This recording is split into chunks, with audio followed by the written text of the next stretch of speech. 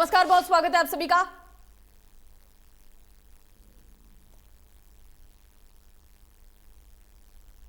नमस्कार, बहुत स्वागत है आप सभी का। आप देख रहे हैं इंडिया न्यूज, आपके साथ मैं हूं ममता तिवारी। शुरुआत करते हैं इस बुलेटिन की फटाफट खबरों के साथ।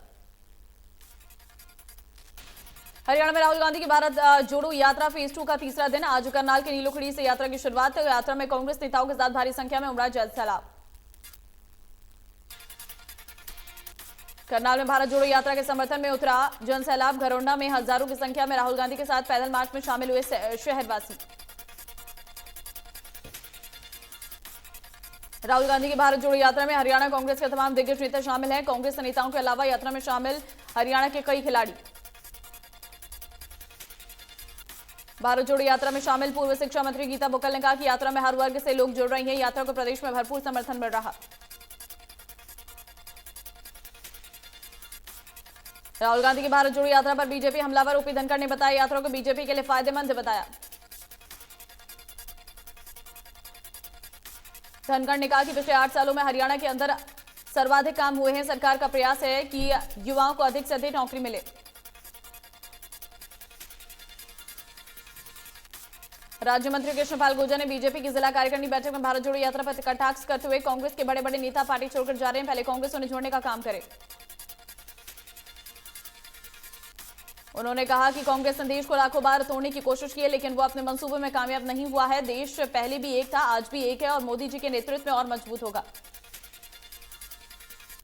भिवानी में कृषि मंत्री जेपी दलाल ने पत्रकारों से बातचीत करते हुए कई मुद्दों पर बात की। जेपी दलाल ने राहुल गांधी की भारत जोड़ो यात्रा पर कटाक्ष करते हुए कहा कि राहुल गांधी पहली बार सुरक्षा घेरे में बाहर आए हैं।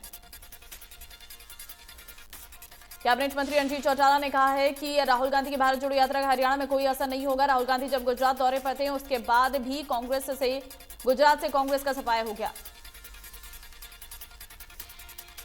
रणजीत सिंह ने कहा कि पूरे देश में अब कांग्रेस सिमट गई है और 2024 में फिर से बीजेपी की सरकार बनेगी।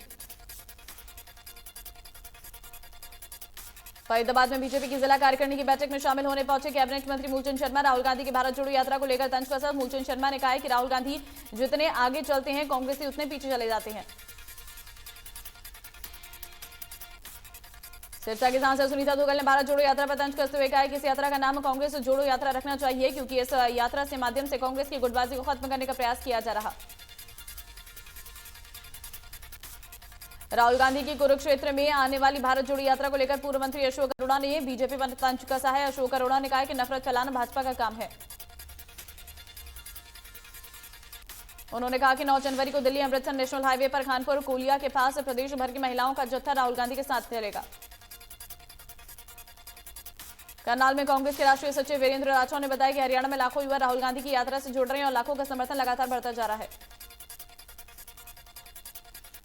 वीरेंद्र राठौर ने बताया कि एमएसपी और भूमि अधिग्रहण के मुद्दे पर राहुल गांधी ने किसानों को आश्वासन दिया है कि कांग्रेस सरकार बनने पर यह फैसले लिए जाएंगे। राहुल गांधी की यात्रा को लेकर श्रम एवं रोजगार मंत्री अनूप धानक ने कहा है कि अपने संगठन को मजबूत करने के लिए राहुल गांधी यात्रा कर रही हैं।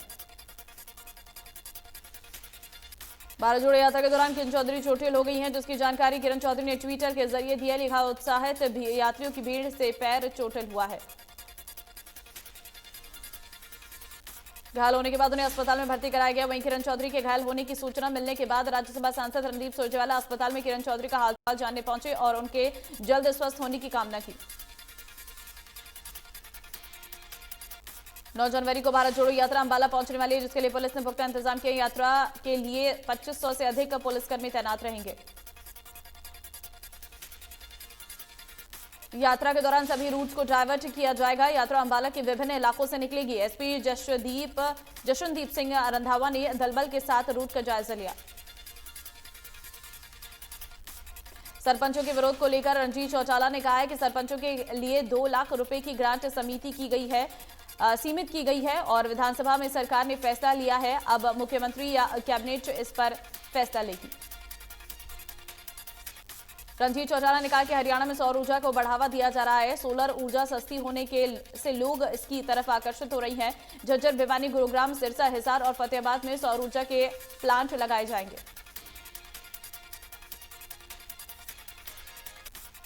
जेल मंत्री रणजीत चौटाला ने कहा है कि हरियाणा की जेलों में लगातार सुधार किए जा रहे हैं। जेल में अब कैदियों को सनसेट पर खाना दिया जा रहा है और पहले शाम होने के बाद खाना दिया जाता था।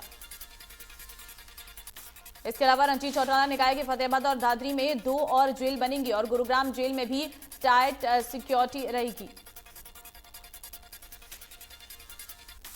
जेपी दलाल ने एसवाईएल पर दिल्ली के सीएम अरविंद केजरीवाल पर कहा है कि किसानों को उनसे काफी उम्मीद थी, लेकिन वो प्रदेश को उनके हक का पानी नहीं देने को तैयार। जेपी दलाल ने गन्ने के रेट बढ़ाने की मांग को लेकर किसानों के आंदोलन पर कहा है कि सरकार की बनाई कमेटी किसानों और मिल दोनों के हितों को देखेगी। जो फैसला लिया जाएगा किसानों के हित में होगा। हरियाणा गुरुद्वारा मैनेजमेंट कमेटी के पूर्व प्रधान जगदीश झींझा ने जल्द सिख कमेटी बनाने को लेकर कुरुक्षेत्र में उपायुक्त को ज्ञापन सौंपा। ज्ञापन में झींझा ने सिख कमेटी के लिए चुनाव कराने की मांग की है ताकि सरकार की गठित कमेटी और अलग कमेटी में कोई टकराव पैदा ना हो और हरियाणा प्रदेश में भाईचारा कायम रहे। नूह में घने कोहरे के चलते उजीना के पास मोटरसाइकिल और ट्रक की टक्कर होगी। मौके पर मोटरसाइकिल सवार की मौत हो गई।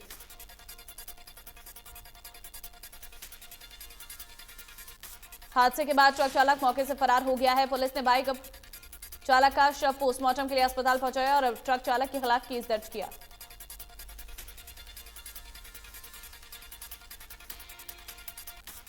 चरखी दादरी में करीब 25 सड़कें गड्ढों में तब्दील हो गई हैं। जर्जर सड़कों के निर्माण के लिए विभाग ने प्रपोजल बनाकर प्रदेश सरकार को भेजा था। सरकार ने इस प्रपोजल को मंजूर करते हुए 50 करोड़ का बजट मंजूर कर दिया।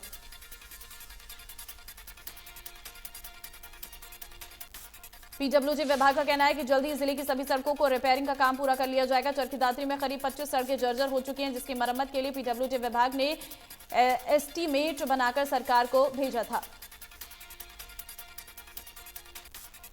हरियाणा को हिमाचल और उत्तराखंड से जोड़ने वाली यमुनानगर पोंटा हाईवे में जगह जगह कई फुट चौड़े गड्ढों का उपायुक्त राहुल हुड्डा के निर्देशों के बाद अधिकारियों ने रिपेयर कर दिया है।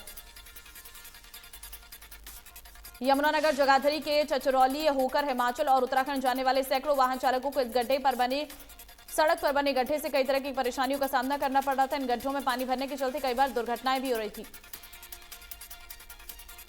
प्रदेश सरकार के शिक्षा विभाग द्वारा स्कूलों में पढ़ने वाली अनुसूचित जाति की छात्राओं के स्किल डेवलपमेंट की ट्रेनिंग दी जा रही है।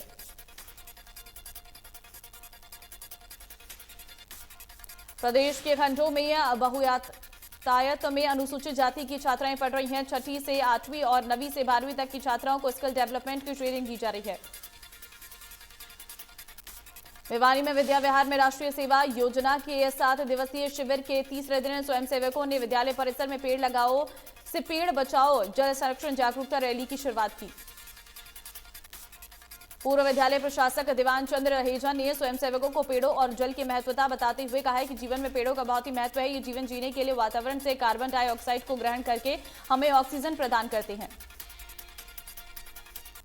रेवाड़ी में भी कोरोना ने दस्तक दे दी है। रेवाड़ी शहर में एक कोरोना का केस मिला है, जिसका सैंपल लेकर जीनोम सीक्वेंसिंग के लिए भेज दिया गया है। रेवाड़ी में स्वास्थ्य विभाग का दावा है कि कोरोना से निपटने के लिए तैयार है। अस्पतालों में सभी तरह की तैयारी कर ली गई है।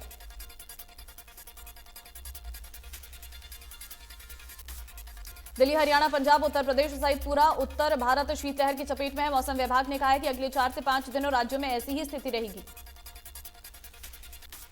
मौसम विभाग के मुताबिक आज दिल्ली में न्यूनतम तापमान 4-5 डिग्री सेल्सियस के बीच रह सकता है, जबकि अधिकतम तापमान 16 डिग्री सेल्सियस रह सकता है। आईएमडी के मुताबिक पंजाब से बिहार, हरियाणा, दिल्ली और उत्तर प्रदेश के कई इलाकों में घना कोहरा छाया रहेगा। पंजाब, हरियाणा, मध्य प्रदेश और पश्चिमी उत्तर प्रदेश के कुछ हिस्सों में शीतलहर की स्थिति जारी रह सकती है। मौसम विभाग ने तेलंगाना, आंध्र प्रदेश और अंडमान और निकोबार द्वीप समूह पर हल्की बारिश की संभावना जताई है। वहीं हिमाचल प्रदेश में जबरदस्त हिमपात का अनुमान है। बहादुरगढ़ में दम घुटने से लोगों की मौत का सिलसिला रुकने का नाम नहीं ले रहा है। कड़ाके की ठंड से बचने के लिए लोग अलाव का सहारा लेना भारी पड़ रहा है। बहादुरगढ़ के गणपति धाम मंदिर में दम घुटने से 5 साल की एक मासूम बच्ची की मौत हो गई है। वहीं पति पत्नी की हालत गंभीर बनी हुई है। इलाज के लिए पीजीआई रोहतक रेफर किया गया है। फतेहाबाद के दागड़ में एटीएम बूथ पर देर रात चोरों ने चोरी की कोशिश की है, लेकिन मौके पर पुलिस जिप्सी का सायरन सुनकर चोर मौके से फरार हो गए। सूचना मिलते ही पुलिस मौके पर पहुंची, चोरी की कोशिश में इस्तेमाल सामान को कब्जे में लिया और मामला दर्ज कर फरार चोरों की तलाश शुरू की। हिसार में बंदूक के दम पर मोबाइल विक्रेता का अपहरण करके लाखों का सोना लूटने का मामला सामने आया है, जहां पुष्पा कॉम्प्लेक्स से एक मोबाइल दुकानदार का पिस्तौल के दम पर अपहरण कर लिया गया। अपहरणकर्ता सोने का कड़ा, चेन और कैश लूटकर दुकानदार को तो शाम के पास खानक के जंगलों में छोड़कर फरार हो गए, जिसके बाद पीड़ित दुकानदार ने किसी तरह परिवार और पुलिस को वारदात की सूचना दी। कनीना के गांव बवाना में ज्वेलर्स की दुकान में सेंधमारी करके सोने की चांदी और ज्वेलरी चोरी करने के मामले में 4 आरोपियों को गिरफ्तार किया गया। कनीना पुलिस ने 4 आरोपियों को कनीना के पास टी पॉइंट से गिरफ्तार किया है, जिनसे पूछताछ के दौरान चोरी का सामान बरामद हुआ है। अंबाला नगर निगम में रॉयल पैलेस को सील कर दिया गया है। दरअसल टैक्स नहीं भरने की वजह से रॉयल पैलेस को सील किया गया है, जिस पर 4,62,100 टैक्स बकाया है। कैथल में जिला नागरिक अस्पताल की एकमात्र रेडियोलॉजिस्ट डॉक्टर मनप्रीत कौर ने इस्तीफा दे दिया है। दरअसल अस्पताल में काम ज्यादा होने की वजह से उन्होंने इस्तीफा दिया है।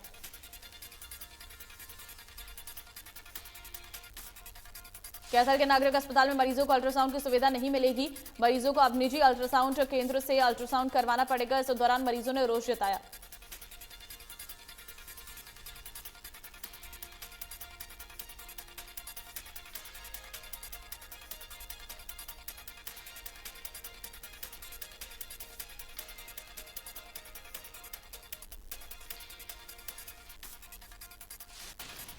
रतिया की शिमलापुरी कॉलोनी में सीवरेज ओवरफ्लो होने से घरों में दीवारों पर दरारें आ गई हैं और सड़कों पर गंदा पानी है, जिसकी वजह से लोग परेशान हैं।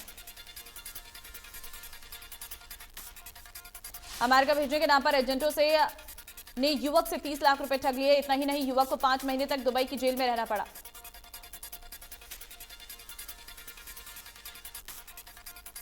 सोनीपत में सुरक्षा की दृष्टि से सरकार की ओर से लगाए गए सीसीटीवी कैमरों का लोगों को फायदा नहीं मिल रहा है। दरअसल सोनीपत शहर के चौराहों पर लगे गए 190 सीसीटीवी कैमरों में से सिर्फ 50 सीसीटीवी ढंग से काम कर रहे हैं। शहर में चोरी और झपटमारी जैसी वारदातें बढ़ रही हैं। ऐसे में लोगों ने शहर के चौराहे पर लगे सीसीटीवी कैमरों को ठीक करवाने की मांग की है। बहादुरगढ़ स्थित एमपी एक्सप्रेस वे पर गृह मंत्री अनिल विज हादसे का शिकार होते होते बचे। दरअसल एक ट्रक की टक्कर लगने के बाद एस्कॉर्ट गाड़ी अनियंत्रित होकर अनिल विज की गाड़ी से टकरा गई। संयोगवश दुर्घटना केवल गाड़ियों के टकराने तक ही सीमित रही, किसी को भी चोट नहीं आई है और कुछ देर बाद मंत्री गुड़गांव के लिए रवाना हो गए।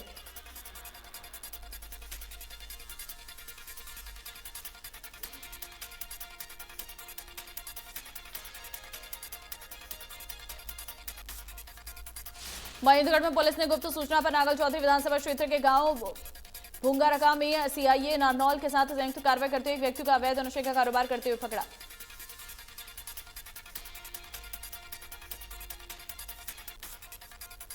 फरीदाबाद में किडनी कांड को लेकर पीजीआई ने गठित की एसआईटी। फरीदाबाद पुलिस ने पीजीआई रोहतक को लिखा था पत्र। आरोपी डॉक्टर कोऑर्डिनेटर को एसआईटी ने किया तलब।